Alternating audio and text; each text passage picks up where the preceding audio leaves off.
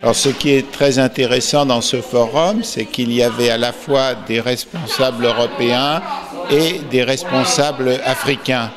Et je crois que le développement de l'Afrique, qui passe par la prise de responsabilité par les Africains et par des échanges utiles au développement de l'Afrique entre l'Afrique et l'Europe. Donc il y a beaucoup d'idées concrètes qui ont été évoquées au cours de ce colloque. La nécessité de construire des relations de confiance, la nécessité de mettre le point sur les efforts de développement les plus importants, ce qui concerne la santé, ce qui concerne l'éducation, et puis l'importance pour les Africains de faire vivre davantage les unions régionales, c'est-à-dire que chaque pays d'Afrique ne s'enferme pas derrière ses frontières, mais s'ouvre à des marchés africains plus larges.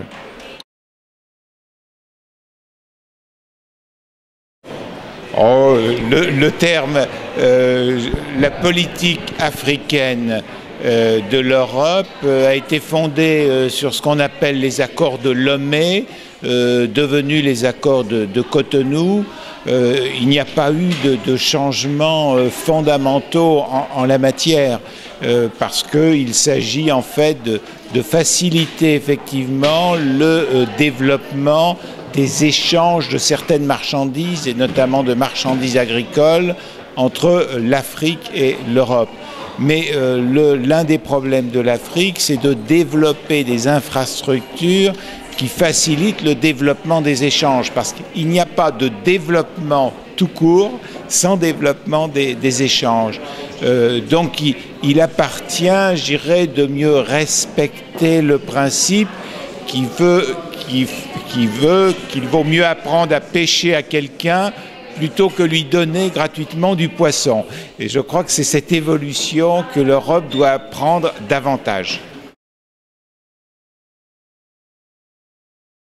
Là, votre question est très large parce que vous avez parlé de la Chine, de l'Europe et de l'Amérique du Sud. Les apports à l'Afrique de ces trois régions sont fondamentalement différentes.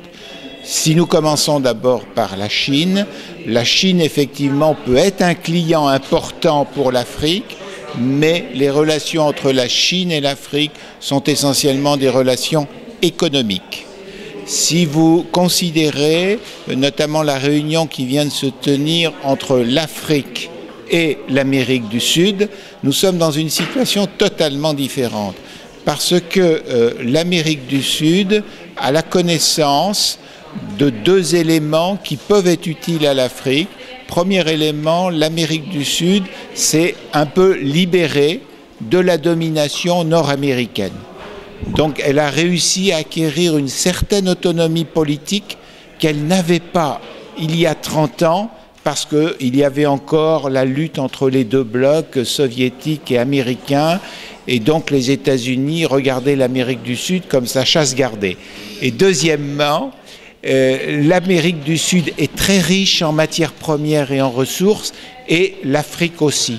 Donc ce que peut apporter l'Amérique du Sud à l'Afrique, c'est l'aider à mieux comprendre comment on peut avoir davantage d'autonomie politique, de prise de responsabilité politique, et en même temps comment on peut mieux valoriser les richesses de son sous-sol ou ses richesses agricoles.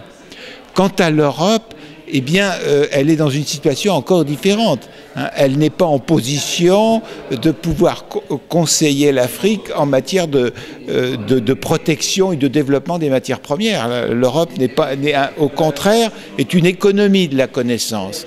Donc ce qu'elle peut apporter à l'Afrique, c'est ce qu'elle connaît, c'est-à-dire comment on développe une économie de la connaissance, et deuxièmement, l'importance de créer un état de droit pour faciliter le développement, parce que l'Europe reste quand même la région du monde où règne le plus ce souci de l'état de droit, ce souci de la lutte contre la corruption qui est défavorable au développement. Donc vous voyez que je crois que l'Afrique ne doit pas s'isoler d'aucune des régions du monde. La Chine, l'Europe, l'Amérique du Sud, chacune de ces régions du monde peut apporter des éléments utiles au développement de l'Afrique. Merci beaucoup. Je vous en prie.